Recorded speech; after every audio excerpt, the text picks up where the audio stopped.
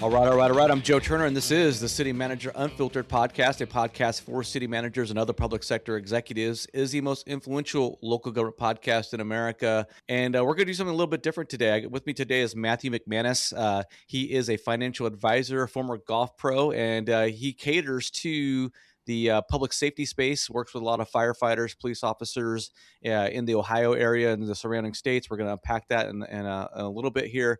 But Matt, welcome to the show. Why don't you do a quick introduction and let people know how the hell you went from being a golf pro to a financial advisor working with public sector clients? Joe, thanks for having me. Yeah, it was kind of a wild story, but when I graduated college, I was one of those people that had a ton of debt. And when I was working at a golf course, I was making about $25,000 a year. And after deferring and prolonging, the full repayments, about 4 years into it, I realized that I had to make a change. And that was about 2011, I would say. Nobody would hire me. And that was more of a me Tough issue. time. Well, was it you? I was going to say, well, 2011 is a tough time. You're still coming out of the Great Recession and bottoming out of the economy. So yeah, but It was still a tough time. It was still a me issue, looking back on it, because I got to take ownership of everything, right? Otherwise, I can't change it. And eventually, an opportunity came up to get into financial services, and I initially declined the interview. And I said, nah, I don't really want to do that. I don't want to be that guy, so on and so forth. But after sleeping on it, I thought I would owe it to myself to at least take the interview because everything else was a dead end. mm-hmm. And lo and behold, here I am sitting in the same chair 14 years later from where I was back in 2011. So it's been quite a journey.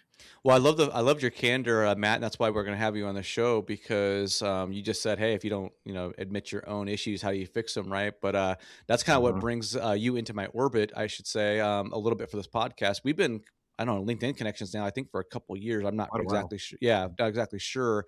And a lot of people don't know this, but I go through and every time I get a LinkedIn request, I don't accept every request. I look for people who are only either city managers, public sector executives, or closely tied to the space. And one of the reasons why you and I are connected is because I saw that you're working with public sector employees and on the retirement space or retirement planning. But what happened was a couple weeks ago, or less than that even, you had a very powerful post where you put a picture up of you during your pre-sobriety phase, I guess the last picture of you while you're drunk, and you got really vulnerable, really open about that picture in your journey. And I thought we'd have you on the podcast to talk about your struggle with alcohol addiction and how you got there and where you are now. Yeah. And I'm looking forward to this conversation because I think the addiction conversation is one that needs to be had more. I think there's more people that struggle with it than what any of us actually realize. And especially in the world that I serve, where I'm dealing quite a bit with first responders, there's no secret that addiction, and it doesn't always have to be alcohol. I mean, we could talk about gambling, pornography, hoarding is one that rarely gets talked about. Infidelity, like there's all kinds of other addictions that manifest themselves through the trauma that people experience. So I always enjoy bringing this type of conversation to the forefront. Absolutely. And, one of the reasons why I also reached out to you and I wanted to do this podcast is one, because obviously you're very candid with your personal experience, which I thought would make you an interesting guest. And there's no doubt in my mind that there's individuals, public sector executives who listen to my podcast who struggle with some addiction of some kind. Oh yeah. And I've been going through my own personal sort of journey of self-discovery and introspection over the last year.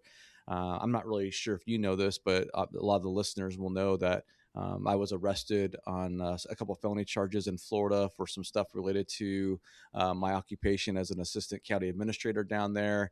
It's a complete political hit job and what have you, but it's rattled me pretty good. 2025 kicked me in the ass, Okay. and so I've been going through a massive evaluation of my mental state of being, my physical state of being, my spiritual state of being. And so your post resonated with me because at this point in time with the podcast, I'm planning to shift a little bit more of the content to that personal development type conversation. Yep. Not that I'm not going to have, city managers on to talk about city management stuff like I've been doing for the last couple of years, but I really want to start focusing a little bit on that personal development side of the coin, because I'm going through that so intently now. And I've never had an alcohol addiction. I've rarely ever been drunk.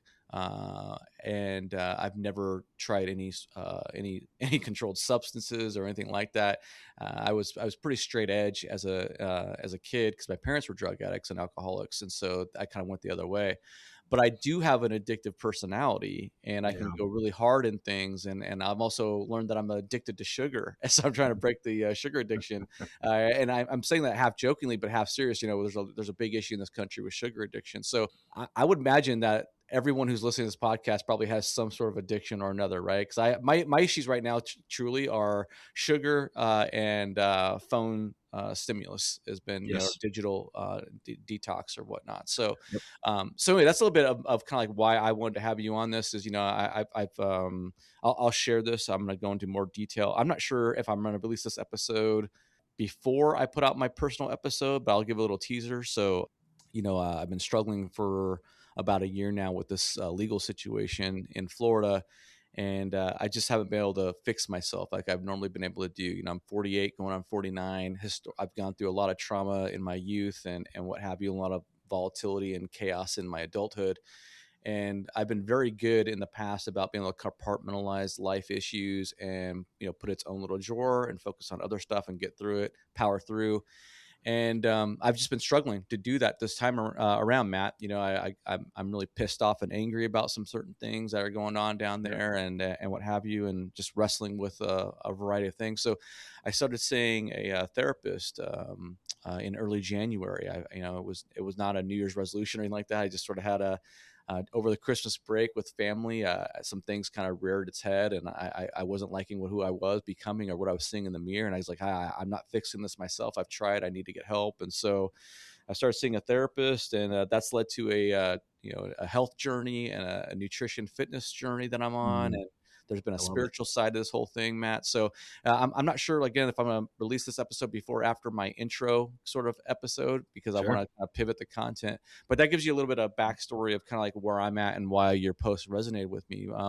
I guess before we kind of get into where you are now, we probably have to go back to how you started or what happened, right? So why don't you start kind of unpacking does it start with alcohol addiction, or I don't know, what does it start with, or how did you become an alcoholic and at what age? And why don't you start unpacking that a little bit for the audience? Well, obviously nobody sets out to become a drunk and alcoholic, right?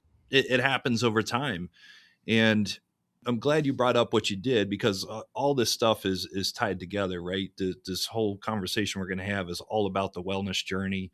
I think it's really going to resonate too with your audience, in the sense that in local government we're hearing a ton about wellness and having a kind of a very well balanced life, Yes. and that includes physical, spiritual, mental, all the above. So, but getting back to the question, I think I started drinking, yeah, maybe when I was in high school, probably a junior or a senior, and it was one of those things where I was just doing it on the weekends. But I grew up in an Irish Catholic family in an Irish Catholic town of Cincinnati. If you're not Irish Catholic, you're German Catholic, and alcohol is everywhere. It was at every function, every event. It was normal for people just to be drinking all the time. And I saw it with my family. I saw it with my friends. I saw it with my friends' parents. And it was ubiquitous. Hmm. And to me, that's just what you did, right? That's just, hey, we're going out tonight. Let's go have some beers. So when you were in high school, I have a theory about this, and I kind of want to unpack this in a second because maybe I'm way off base. But in high school, I assume your parents knew you were drinking. They were just sort of okay with it and turned a blind eye to it, or were you hiding it from them? I'm just kind of curious how pervasive or open it was in your family or your community. We were definitely hiding it from them, but Okay, I think they knew it was going, it was happening, right? It was right. just, As more of a it, kids will be kids or boys will boys type yep. thing, and it's not that. Yeah, it's Yeah, we don't we don't don't we do don't like anything it, but stupid. yeah. Don't get in trouble. Yeah. Was beer your beverage of choice? Did you go into hard alcohol? Because I have a theory on this, and maybe I'm completely off base, but I think regular beer tastes like piss, right? And I've never liked it. I avoided it when I was in high school, so I didn't even have like my first beer till I was well into adulthood. I think I was of legal age actually, because Yeah. I was, like I said, I was straight edge, and if you're, I wasn't hardcore straight edge like technically by the book straight edge. If anyone knows what I'm talking about, like the subculture, but I was anti any sort of thing that would take you out of reality, right? Like my Yeah. coping mechanism to overcome my parents' addiction and the shitty childhood I went through was to try to turn it on its head and say, hey, only weak people need things to take them out of reality, right? That's how Right. that was my coping structure or framework for life. So if you were using alcohol or smoking or drugs or Tylenol, I just thought you're weak and I wasn't going to be weak, right? My parents were weak. I didn't want to be weak, right? That's how I kind of wrapped my head around it. So I never even tried to, I never tried. I was never a guy who wanted to fit in. Like I felt like if you wanted to fit in, you were weak. Like, what I mean? I've just always gone my own path, right? Which has its own problems to write home about. But so I never tried alcohol. And I've always had this belief or theory that a lot of kids, they don't like the taste of alcohol, but they want to fit in and they want to be part and have fun and socialize. And so they drink this shitty tasting beverage and then eventually they acquire a taste for it. So Yeah. I'm wondering how did that work for you? That was it. I mean, I acquired the taste, right, slowly but surely. Like a lot of us, you would choke down some lukewarm beers, and Some or perhaps PBRs, some yeah, natty yeah. lights. Natty Light was big back in my day. Or you'd get some really horrible liquor. Whoever could buy it from the local grocery store or whatever, and you'd choke down some really bad vodka or something like that. But going back to what you said, I think at the end of the day, whatever addiction it is that plagues us, and it could be alcohol, drugs, social media, whatever, it's all escapism in my mind. It's all us trying to avoid the hard work that we know needs to get done. And so since I started viewing it that way, it really kind of helps me frame up or make sense more of the affliction that people deal with is just they're trying to escape reality. So before we unpack that, I think there's a lot of truth to what you just said there, and I think it's an interesting statement because I wonder how that happens when you kind of get to some of the more quote unquote benign addictions, right? And when I Mhm. say benign, it's like it's easy for somebody like me to say, "Oh, I don't have those vices," right? But then Right. if I'm being honest with myself, like, "Oh, I have a sugar addiction, or I have a phone digital internet addiction," right? Mhm. Or whatever the case might be. There's obviously certain vices that are more societal, more acceptable in our society than others, right? Um, Correct. let's talk before. Let's unpack your sort of progression to alcoholism as you could you migrate us from high school to how it became a problem, I guess. Well, again, it I don't think anybody sets out, like I said, to get to that destination of, hey man, this is a Right. problem. It just kind of evolves that way. Now, where I was getting into issues is when I went to away to college, and I had this unlimited bankroll called student loans, and I was on my own for the first. There's an old joke. I forget who said it in regards to education. He said I spent half my money on women and beer, and the other half I wasted on tuition, and that was me, right? Oh man, yeah, I get it. I get it. That was my college experience. So I would, first time on my own. I think I was 20 years old. I had an ID that was really good, and I was just a wild child, and there was no reining me in. There was no stopping it. Just I didn't. As I've come to find out through self discovery, I don't have a stop sign in my system. Mhm. Right? Okay. If I'm having one beer, I'm gonna have 12 or 15 of them. There's just there's no in between. So what? How does that realization occur? I assume you didn't really have that realization in college, right? Because I No. assume college is just accelerated. You're young. You're invincible. You don't really have a problem. You're just enjoying life. You're partying, right? So you can mask Yeah. it or disguise it or camouflage it. So when does it start? I guess materializing itself because I assume well into adulthood, right? That's when you before you It is well into adulthood. And look, when you're in college, your friends aren't going to call you out and be like, "Hey, bud, you got a problem," right. because they're right there partying with you. And as long as you can get up and make grades and And perform, right? perform, right? And it's so much easier to function on 4 hours of sleep when you're 20 years old versus when you're 38 years old. And it wasn't until over time, I got married and had kids. That's really, and the hangovers started becoming a lot tougher to deal with. It wasn't like I felt bad for 30 minutes. I slam a Gatorade or a Pedialyte and I'm good. It's like you're laying around for 24 hours just because you're that beat up from drinking as much as you did the night before. And so it was starting to affect relationships. I was still performing well enough at work. I was still getting awards, so there was no real like glaring issue there. But I also came to the realization, many realizations, that if I wanted to truly get ahead in life and get all the things I've always dreamed about getting, something was going to have the alcohol had to stop because it was totally interfering with what I was trying to accomplish. Not only that, but the major revelation that I had, and this is probably getting a little ahead of ourselves, but the major revelation I had was on June 20th of 2020. Wow, the height of the pandemic. Yep, it was. I was sitting around drinking. I was having a terrible year in business. It almost closed the doors. I'd been in and out of therapy for years about this stuff, and I just had my first biological son. So I married a widow. She had two kids of her own. So we had been married for about 5 years Uh at huh. that point, and I was help raising her children. But we had at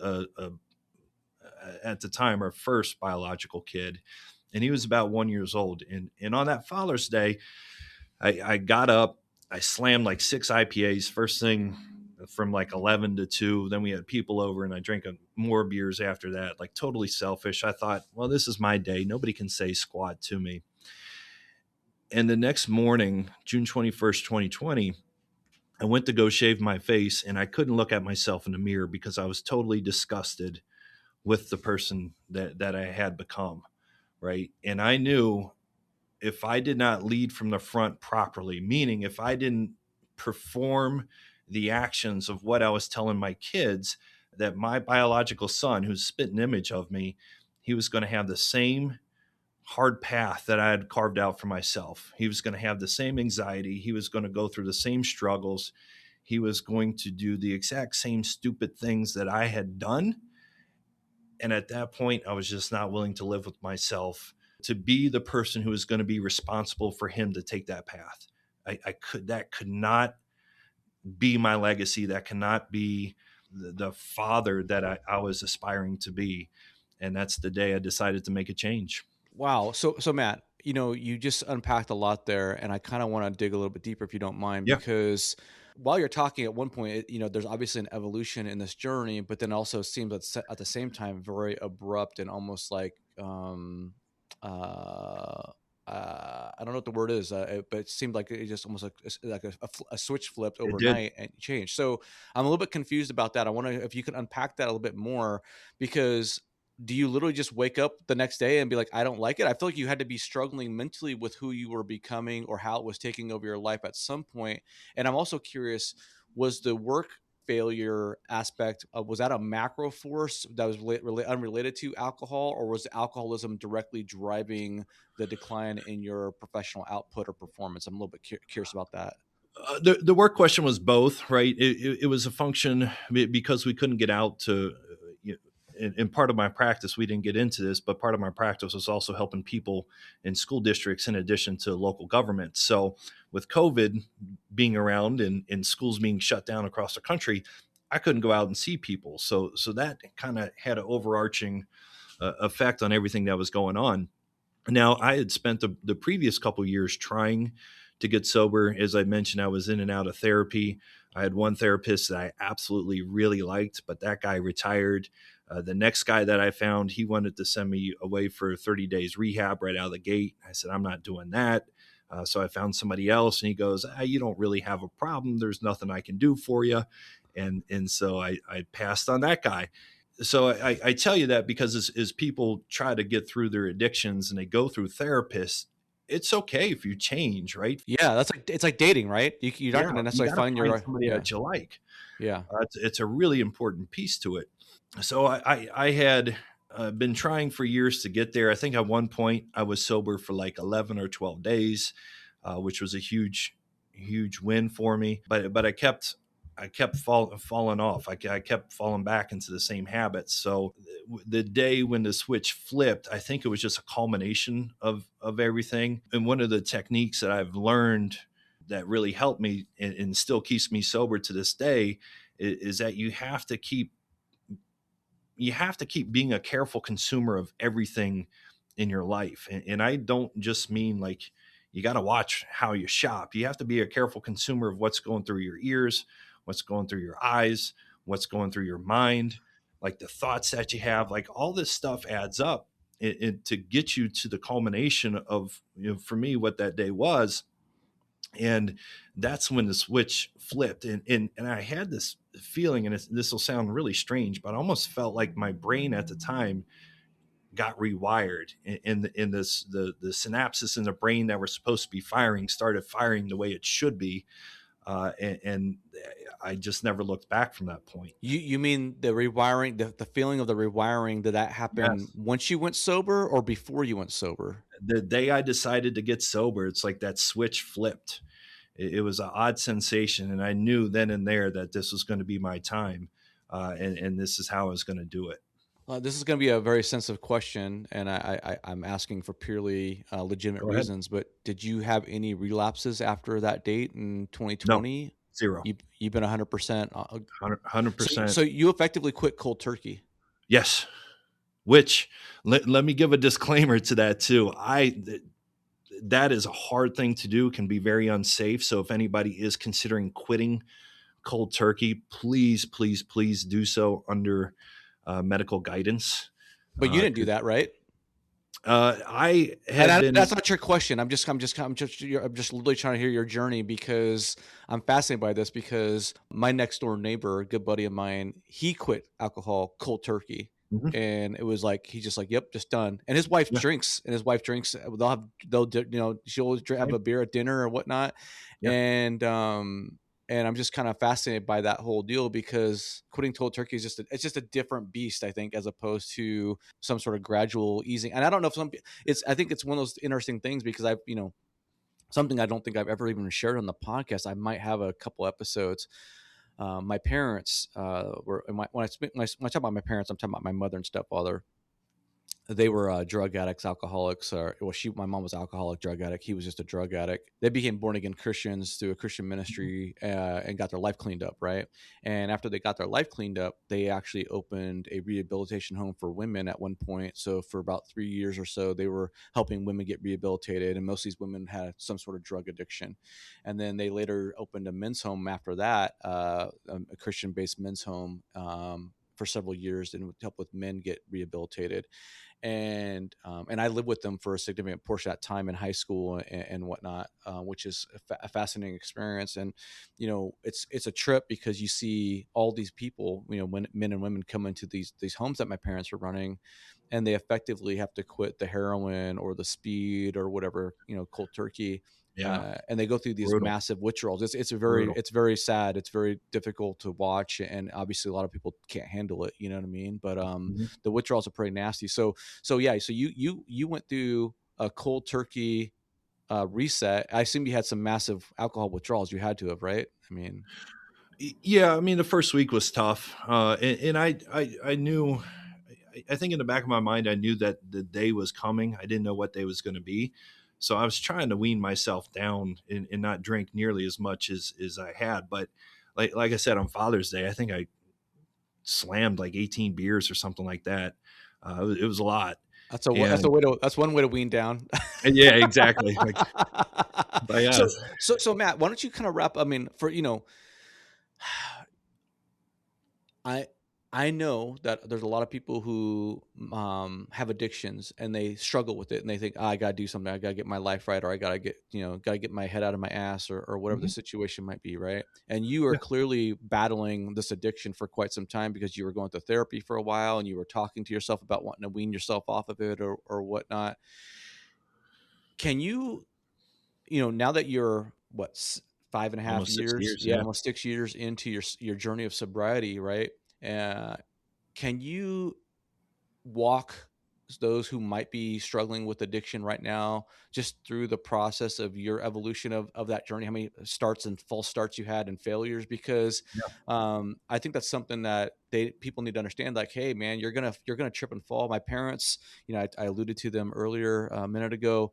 They struggle with addiction. I can't tell you how many times my mom and dad, stepdad, they they went through the withdrawals, right, and they were going to get their life right, and they you know they fell off the wagon or screwed up and got arrested again or sold all my crap or were homeless.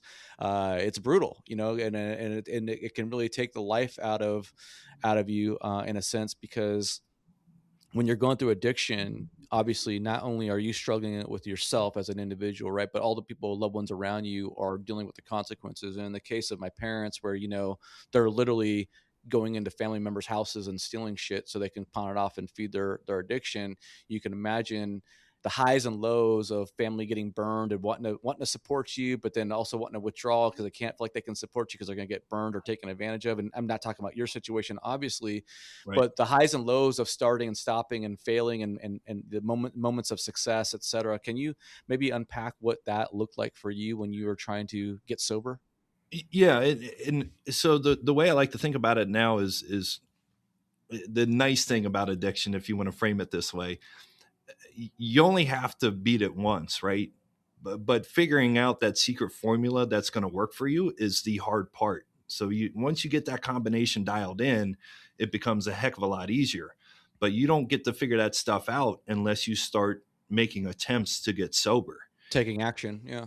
Exactly. And what that does, so kind of what I figured out in my life is I need to read books, right? I have to pay close attention to what's coming into my mind. I have to have good thoughts. I need to exercise regularly. So that for me, it's weightlifting 5 times a week.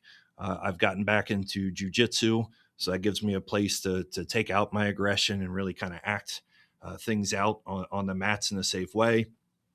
Other things that I like to do are shooting clays, and so but it's taken me years to realize all these things. I also listen to a lot of great podcasts, but that was I didn't just figure this out on day one, saying, hey, if I do all these changes right away, uh, boom, that's it. It was trial after trial after trial after failure and failure and failure and failure that led me to this point. And then once I got that combination correct, that's when it stuck, and I kind of not kind of, but that it has become who I am, and part of my daily and weekly routine is I do all these things. So anybody who's trying to get sober, just know that failure is going to be a part of the process. Yeah, don't give up. Yeah, don't give up. Don't beat yourself up and whatnot. It- Figure out what tripped you up, figure out what had worked to keep you sober for those couple of days, and then just keep trying new things. Like for me, when I told you I was sober for 11 or 12 days, the thing that tripped me up, of all things, was a campfire, and sitting around the campfire with my neighbors and just shooting a breeze. That got me. So guess what I avoided for the first 6 months of my sobriety that actually stuck? I didn't go near a damn campfire. Like, there's no way in hell I was getting close to those things. That's wild. So those are the little nuanced things that you begin to learn. And if you start stacking little win after little win after little win after little win, all of a sudden you can look back and say, hey man, I've made it 6 months, or I've made it a year. And that's really where the momentum begins to build, and it gets easier and easier the longer you do it. Yeah, I wanted to take this conversation a couple of different directions, but I want to pivot on something here real quick, and that's something. I mean, I talked about my sort of mental health and nutrition and health fitness journey, for me, and I just want to. I don't know how to quantify this for necessarily alcohol addiction because the severity of relapse is so different. But Mhm. what I've learned from my journey over the last several weeks now is that you can't let perfect be the enemy of good. You're not going to have it Right. all figured out when you start your journey. Like, I don't, I've been doing, intermittent fasting. I've been reducing carbs. I've been, going to the gym literally every day, all this different stuff. And, there's things that I find out that I'm doing that are actually counterproductive to what I'm actually supposed to be accomplishing. But I didn't know that because I just, I didn't know it, Right. and, I think what people need to understand is like, just start putting one foot in front of the other, start taking positive steps, start building, building that positive momentum. And you're going to, as you go into this journey of self discovery and introspection, you're going to naturally, as you're investing more and more time in it, you're going to seek out more information that's going to help you refine and fine tune that journey and help get you dialed in. Right. Um, Exactly. so, okay, Matt, something I didn't ask you and we haven't shared is how old are you? So we kind of give a age context and whatnot, and we can kind of. I also want you to kind of unpack if you can quantify the number of times that you legitimately felt like you tried and failed to start the sobriety journey. I'm 43 now, so I got sober when I was 37, Okay. after about 20 years of drinking. Real quick, I want to tell you a funny story about trying and figuring things out. So the very first day I got sober, I knew I needed to do something, right? Because I'm just naturally an anxious person. And the beauty of alcohol is that it relieves the anxiety, except that when it wears off, you're more Yeah. anxious than what you started. So I'm like, man, I got to get out and do something. So I just put on my shoes and I Forrest Gumped it. I just started running, and I That's made awesome. it, Joe. I made it a quarter mile downhill before I had to stop and catch my breath. So I quick, so was quick, so quick. Oh so man. out of shape, but I had to do something. I didn't care. Like anything was better than nothing at that point. It's funny now, and I hate running, and I try to avoid running at all costs at this point in my life. But it was an outlet, and like you said, don't let perfection get in the way of good. Just put one foot, and that's what I did. Literally, I put one foot in front of the other, just to move in a direction that was not towards the refrigerator. So Matt, this is killing me, right? This is a completely unexpected turn here because I started seeing this therapist, right? And the first meeting, I think is January 6th, I think was the very, very first interaction, right? And this guy, I get there, and I'm sort of like, in a spiritual sense, throwing myself at the altar, beseeching, the Lord, giving myself up because, and that's, I don't want to get too spiritual right now, and I don't want to offend anybody because it's just more of a metaphor, right? This idea like, hey, I can't fix myself on my own, right? I need help. Right. And so I go to this therapist, and he's like, hey, your homework assignment is I want you to start getting you doing your cardio and get your heart rate up. You need to get your heart rate up into a higher area and whatnot. And I'm like, oh, okay, all right. And so this is gonna sound so lame, right, guys? Okay, so I apologize to I'm just being totally real, right? I've never really stepped, except for like, on a treadmill, like literally, like I've never really stepped foot in a gym and done anything, right? And I was like, Yeah. it's a very intimidating place for me. It's not my deal. Anyway, we have this local YMCA, and I start going to it, and they have a track, a short track or whatever. It's not even a quarter mile. It's an indoor track, right? And I'm like, okay, I'm gonna. What I was gonna say is I didn't realize that cardio, by the way, you could get your heart up without actually running. You could actually do Yeah. it with like actually brisk walking on an incline, which I didn't even know. Okay, so again, forgive my ignorance, guys. Right? Like, okay, I'm being 100% real with you guys. So I'm like, okay, I'm gonna start jogging because that's in my head. I gotta get my heart rate up on a jog, right? And I'm like, Matt, I haven't jogged in any real sense for like 25 years. Like seriously, Yeah. I'm 48 going on 49, and like since college I haven't been very active, right? Except for maybe some pickup baseball and softball. And you ain't doing cardio for softball, No. baseball, right? Okay.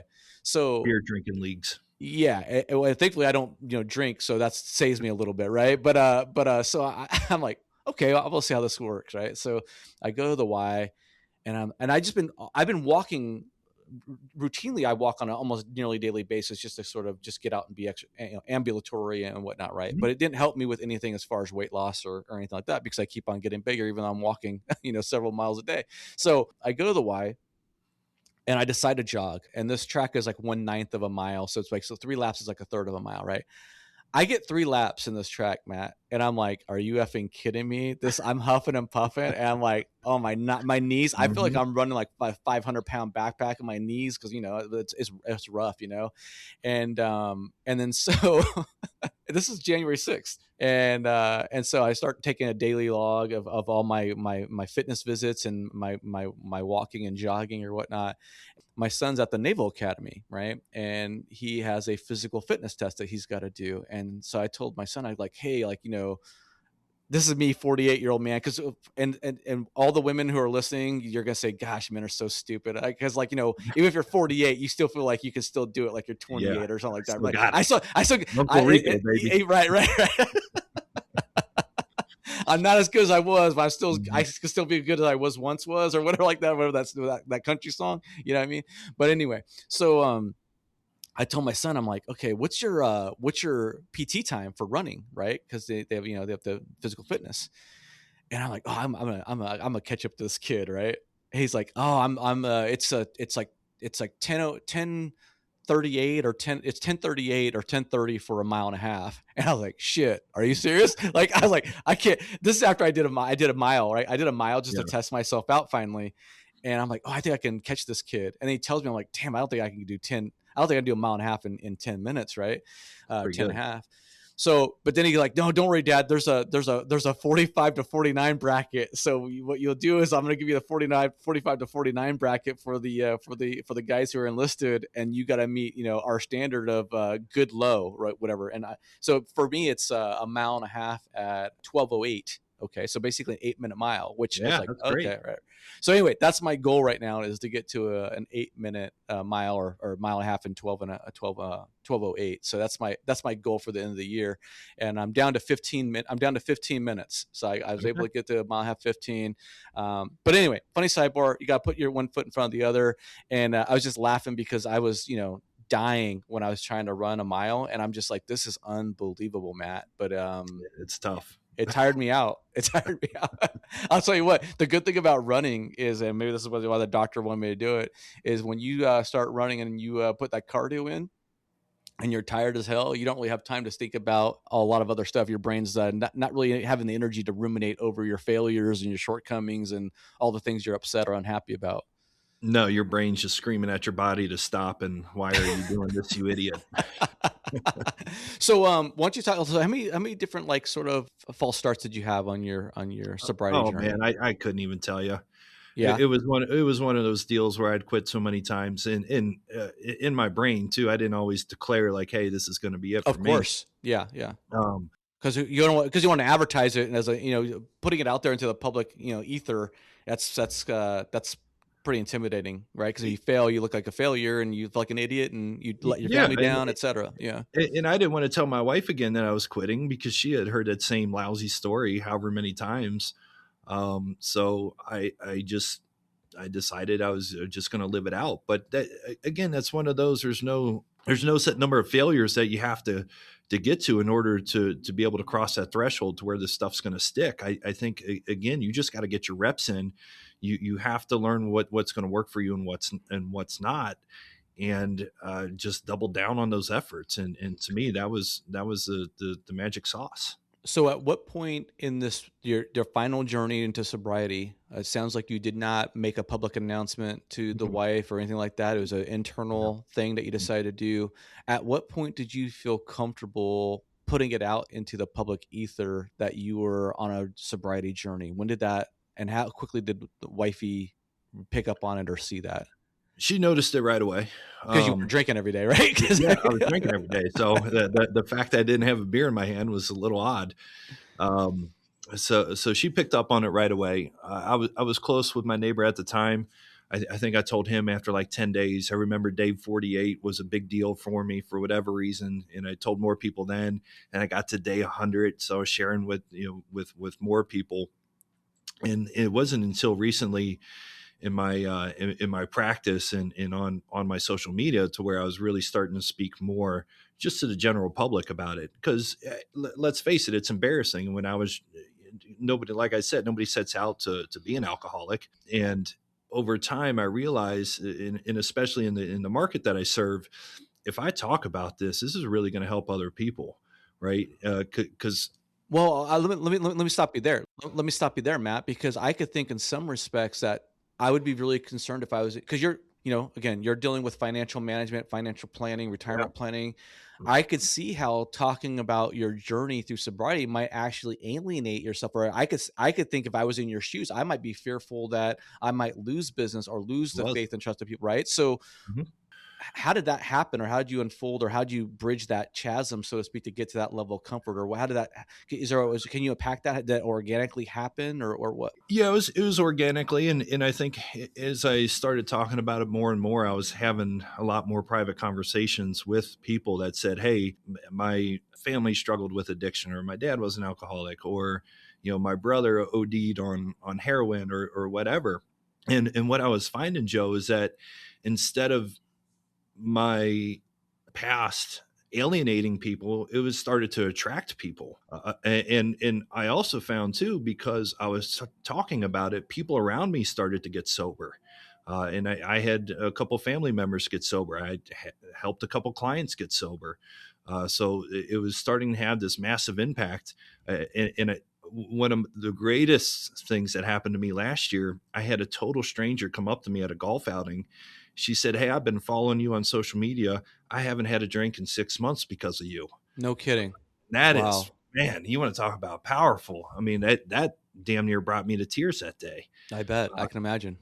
And so as I was talking about it, more and more people started coming to me saying, "Hey, because you're okay talking about this, and you're comfortable opening it up, that has actually attracted more people to me than it has repelled." And so I want to give people the hope that if you do decide to get sober, it's okay to talk. Some people don't want to do it. Some people don't like living in the limelight. Some people don't. It's still embarrassing and Of difficult. course. Yeah. I have a particular family member. He's been sober for 30 plus years. He's one of the guys I admire. One of the guys I've tried to model my life after, but he doesn't talk about it. And he will send me messages privately saying, "Hey, proud of you," so on and so forth. But that's not his jam. But for Yeah. me, living it publicly, I feel like has helped more people. So I'll just continue to do it. Well, and again, that's why we're here. I mean, because I Yeah, saw your public posts on LinkedIn about it, and it's a very difficult subject to talk about because my audience is comprised of public sector executives generally, and that is not something that you really want a weakness out there to be exposed or exploited by somebody who doesn't like you or might hurt you for future job prospects. It's tough, and so I know there's got to be a lot of people in my audience who are struggling with something deep down, some sort of there are. addiction that they're embarrassed about, or they're not happy about, and they're struggling with. And we all have something that we're not proud about in our background or our history or our behavior or whatnot. And we can make that change, and you're living proof of that. So Matt, good. But Yeah, before, can I add one more thing to that real absolutely. quick, Joe? I don't view my alcoholism as a weakness anymore. I view it as one of the greatest strengths that I possess, right? Because I would essentially just burn myself down to the ground, and I've built myself up from the ground up over the last 6 years. And if you can find somebody that has the strength and mental fortitude and capacity to do that, there's one hell of a leader in there somewhere. So if you come across people that you may be interviewing, or whatever the case may be in the local government world, and people are unashamed about talking about that stuff, they know things that non sober people don't, and I would view it as 100% the strength. Yeah, no, that's a great point, and I do. You're spot on. When you're able to go through that personal fire and rebuild your life, obviously there's something very powerful about that, and it's great that you said talked about. That's one of the things I think that's really helped me with this podcast is very similar to what you're talking about with your impact on others. Is that authenticity, that vulnerability, willing to put yourself out there. Hey, I don't have all the answers. You don't have all the answers. We're all trying to figure out this thing called life, Yeah. ourselves and whatnot. And so, if you can help others by sharing your journey, that's why I try to be as open as I can be. Then I think it's very amazing and awesome and just fulfilling and gratifying.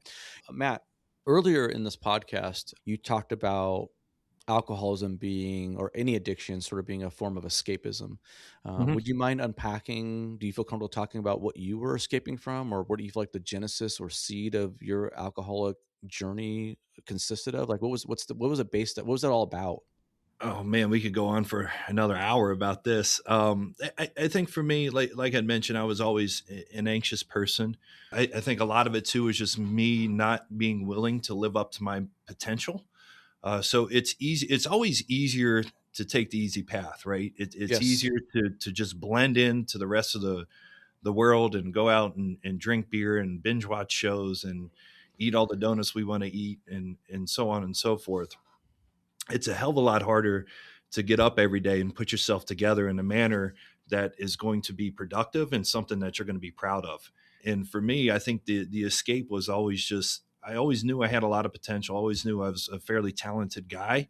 I was just afraid of trying to get to that level because there's going to be failure along the way. And I was just terrified of failure. Things always came naturally. A lot of things always came to me very naturally, very easy, which is why I was a golf pro. Hmm. But being able to apply yourself and getting to those next levels in life, I think that's what I was always trying to avoid.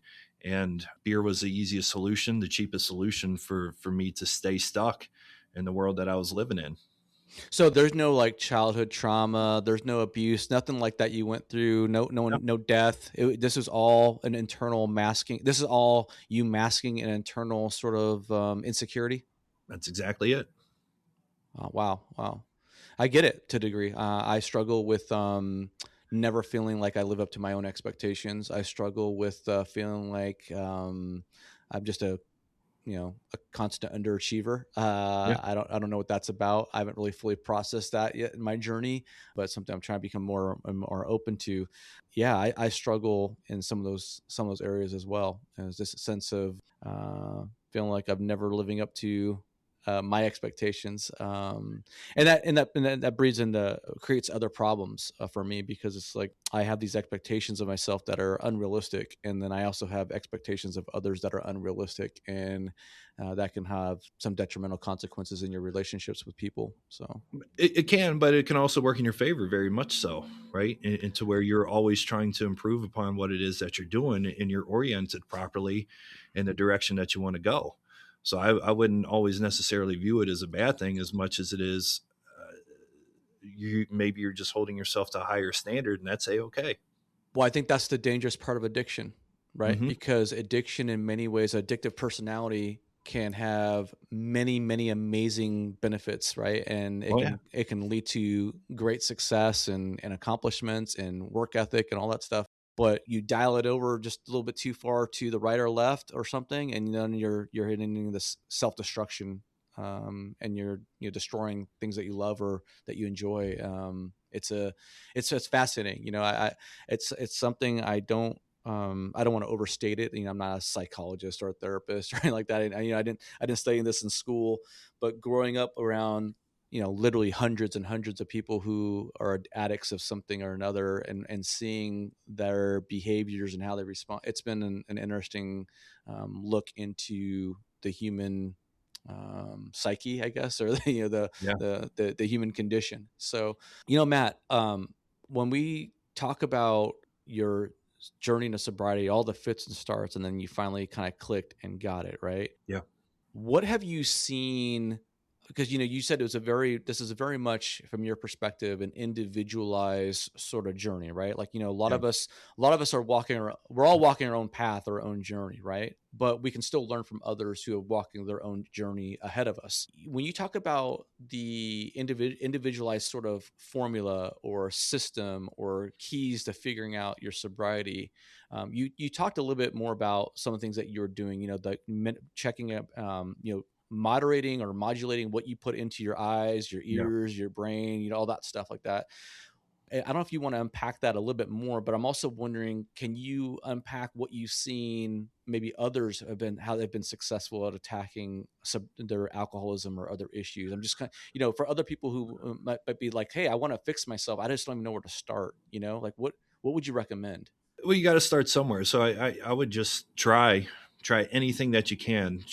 Try something positive, right? And for me, I went to AA meetings. It was not my jam, not my people. Even though they do a great job and they're the most successful program in the history of alcoholism, that wasn't for me. I didn't fit in well there for whatever reason. Why is that? If you don't mind me unpacking that a bit more, because obviously that is the most common. It is. There's also a spiritual component, but of it, and I think there's a spiritual component to all of us to some degree. But what I find interesting about why I'm asking you to unpack this a little bit more is because I think most people think like that's the major one of the major ways that you're going to go get sober, right? And I Right. don't think a lot of city managers and county managers or public sector executives necessarily feel comfortable going into an environment where they got to put themselves out there and be exposed to others, right? Or and I'm not trying to talk down to anybody because I come from a very low socioeconomic background, but sometimes it can be difficult to relate to certain Yes. people in that, right? He's like, "Hey, I can't Yep. relate to you and your alcoholism. I mean, I feel like I'm in a different space." So would you care to unpack that a little bit, or maybe? Well, let me be so I did them online. I had a friend. He's been sober for 17 years now, and he went through AA, and it was a great success for him. He still goes to his meetings, has his sponsors. He does it regularly, and he challenged me. He said, "I want you to go to 10 meetings." And so I did them online. I just, for whatever reason, I didn't click with the group. I didn't. It's not that I don't believe in what they believe. It's just it wasn't for me. Okay. Uh, And that's right, okay, right? That's wrong, or okay. indifferent. Yeah. That was okay. And maybe this is part of just me being a stubborn, Irishman. Is I had to do it on my own, right? I had to figure this thing out.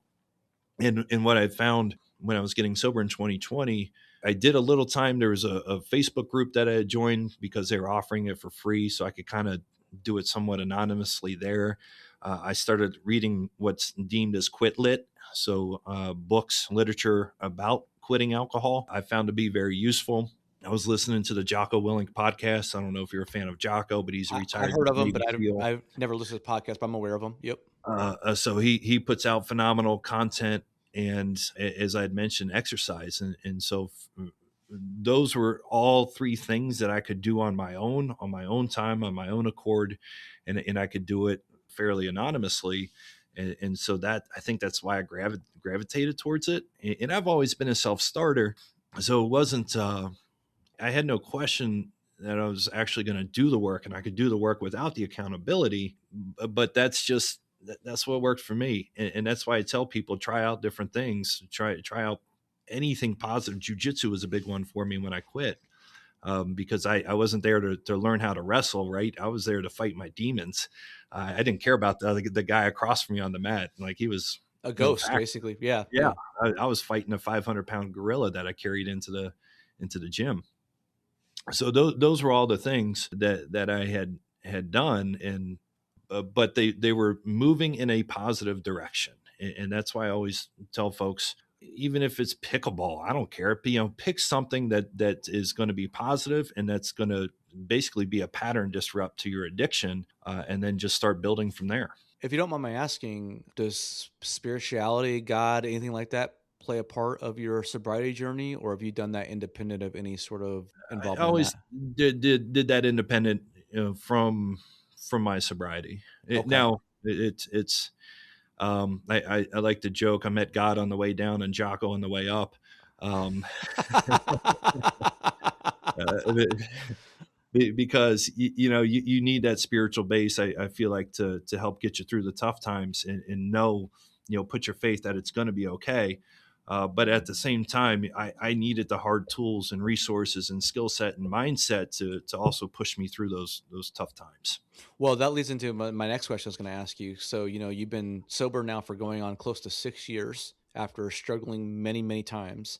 And I'm assuming that over this 5.5 year span, you've had moments of doubt or where you Yeah, struggled or thought long and hard. I mean, life kicks you in the ass and maybe like, mhm, oh, a drink sounds good right now. Like, it does. what have you can you talk a little bit more about those moments when you've been tempted to succumb to the addiction and relapse and how you were able to stop that from happening? Yeah, so I'll tell you a story, and I'll preface it with, one of the things I read over the years is when you're getting sober, you just got to hang on for dear life in some days, and you just white knuckle the hell out of the day. And one of those days came. It was, so I told you I got sober in June 2020, and with COVID, I hadn't seen my colleagues in quite a while either. So the Christmas party came around, A natural place for alcohol consumption. Exactly. December 2020, they were all meeting down at the local brewery. And I'm one of those people, like, if I'm going to confront my problems, I'm just going to face them head on and I'm going to tackle this thing. And I will go to a bar. In fact, I was just at a bourbon tasting the other day and sat there through it while everybody was sipping their bourbons. That stuff doesn't bother me because I was so willing to face this dragon head on. But that particular day during the Christmas party, I mean, you're only like 6 months I'm into 6 months in, yeah. right? And my buddies are texting me. They said, "Hey, where are you? Where are you?" I was still sitting in the office, and they're like, "Hey, why don't you come down here? We'd love to see you." And I got in my car, and Joe, I knew if I would have made that 2 mile drive down to the brewery, It was over, a wrap. that was it. That was it for me. So I sat in the parking lot. I cried for like 15 minutes. I didn't know what else to do, and then I just drove home. And I sent my buddy a text. I said, "Hey, can't do it." Now, did they know at the time that you Yep. were so they knew that you were recovering? They knew I was on a different path. I didn't know if they all knew how serious I was at that point. Right. And so it's not like, listen, I try to surround myself with great people, and there's a ton of great folks that I work with. So I don't think any of those guys had any. Well, and there's great people who drink. I mean, Yeah, I mean, that's I don't think any of those guys had any ill intentions of trying to get right, me. right. They just wanted to see me, right? Yeah. And that's what they were thinking, and that's what I Well, believe the intent was. they're not thinking with the mindset of an alcoholic. Correct. Yeah. And I knew I could not do it. And so for me that day is just like, okay, I'm going to sit in the parking lot and cry. I mean, that was my solution. And I didn't care. It just meant me not drinking. Right. And that was the only thing I concerned myself with, was just not drinking that day. When you go through these journeys, I mean, you're going to have situations like that. There's going to be Christmas parties or other parties where you might last 30 minutes and say, you know what, I got to go. Yeah.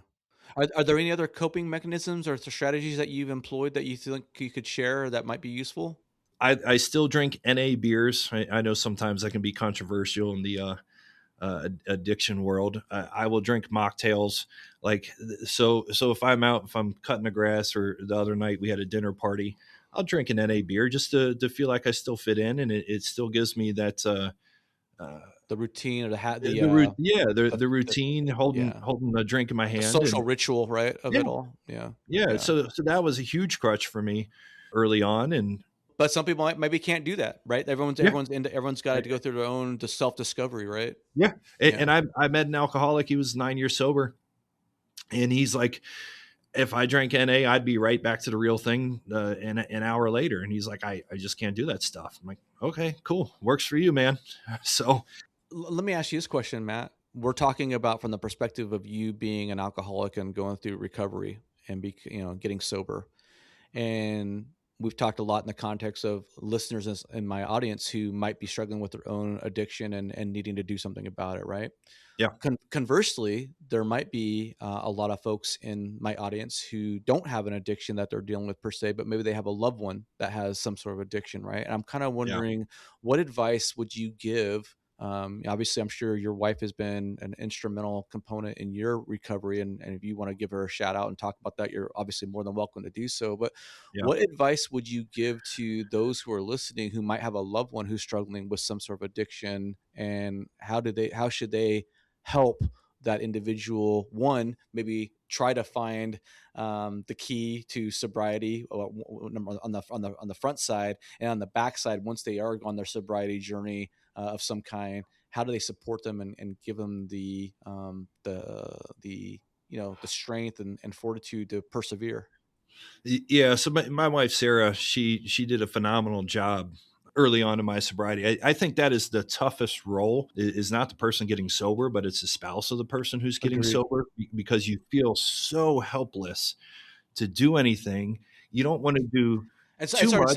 sorry to step on you. I don't. Please don't lose your thought. But I think you gotta be so scared too, because man, Oh it's yeah, like, man, are they gonna make it this time? Right? I've seen so yeah, many spouses who have tried to cope with their husband trying to get sober from drugs or whatnot, and they go all in and they try to help, and then they get burned time and time again because their husband fails to get their act together. It's tough. So sorry.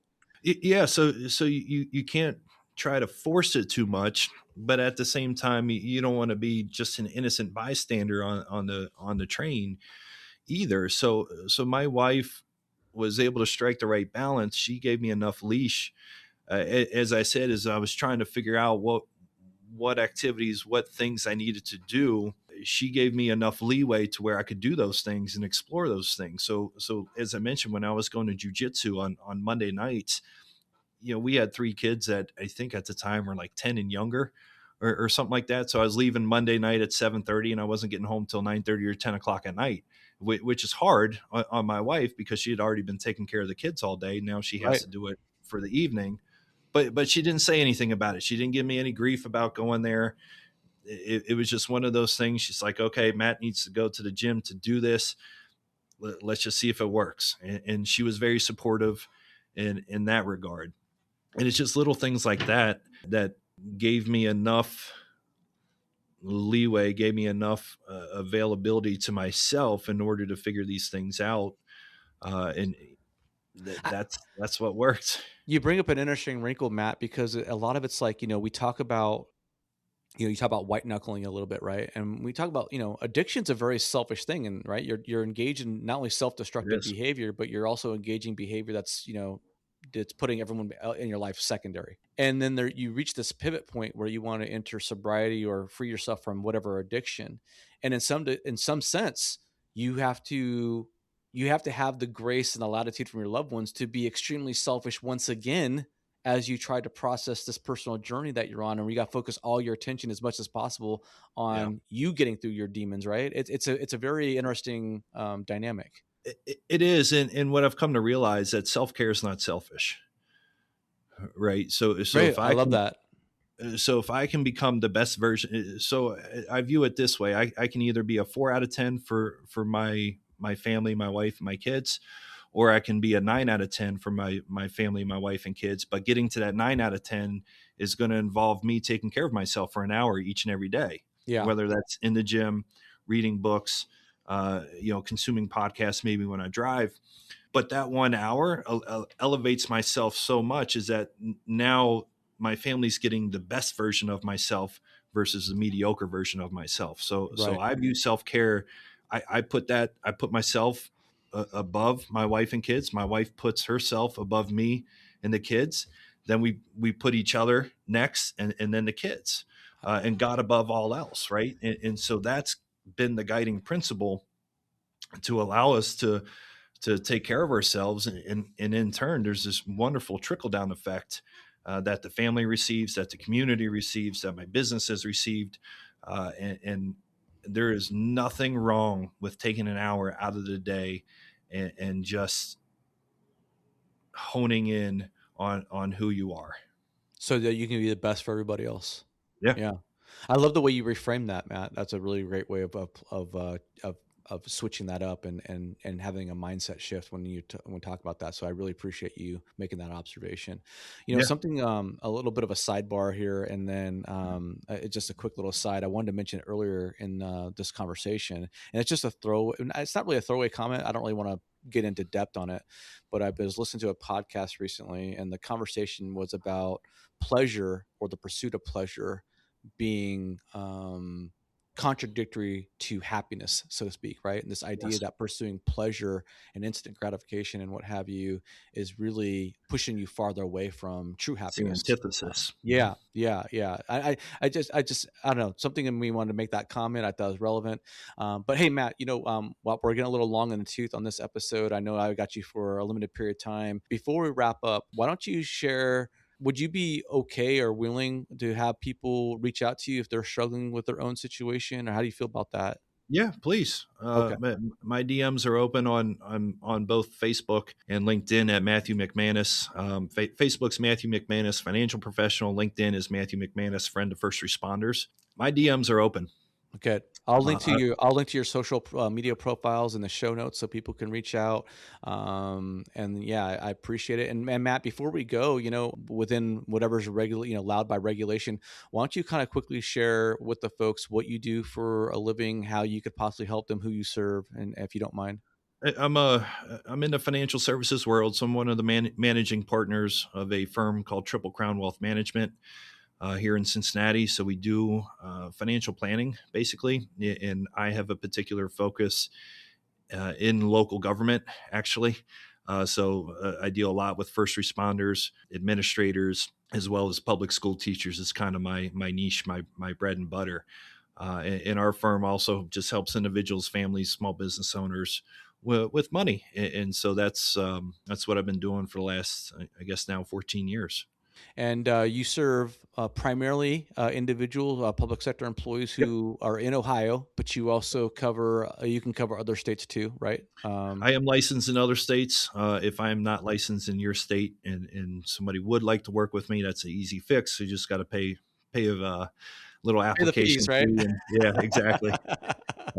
Pay the application, and then we can talk about things after that.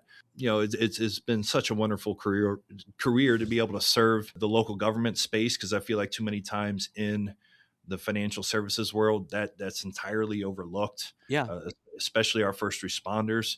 Uh, you know, I always grew up Not in a not world where not exactly the high net worth clients that most wealth management firms are trying to work with, right? I mean, let's be no, honest, but right? So let me tell you, I have first responders in my practice who are worth multiple millions of dollars. Like, you would be so surprised some of the things that you uncover, and nobody's looking at them. And it's such a underserved space, and it's been just a wild privilege to be able to build a career out of this thing, and we keep growing. So I still have the capacity to take on new clients. And I tell you what, man, it's a space that I absolutely love. Maybe this is a podcast a future podcast you and I can do, get a little deeper into that one. But it's been an honor to work in this field.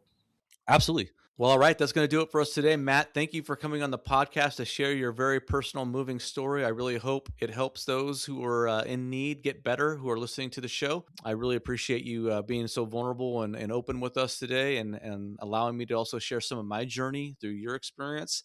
If you are a public sector employee in Ohio or other parts of the country and you're looking for some help with your retirement wealth management needs, feel free to give him a reach out. I will link to his, again, social media profiles in the show notes. I also forgot to share that he's the host of a podcast called Pension Protectors, which I will link to in the show notes. And thank you for listening. Again, Matt McManus, Ohio, helping first responders and other public sector employees with their retirement needs. Thank you for sharing your story. If you enjoyed the podcast, please leave a rating and review on your platform of choice. Please hit the follow, subscribe button. I'd really appreciate it. And catch you next week.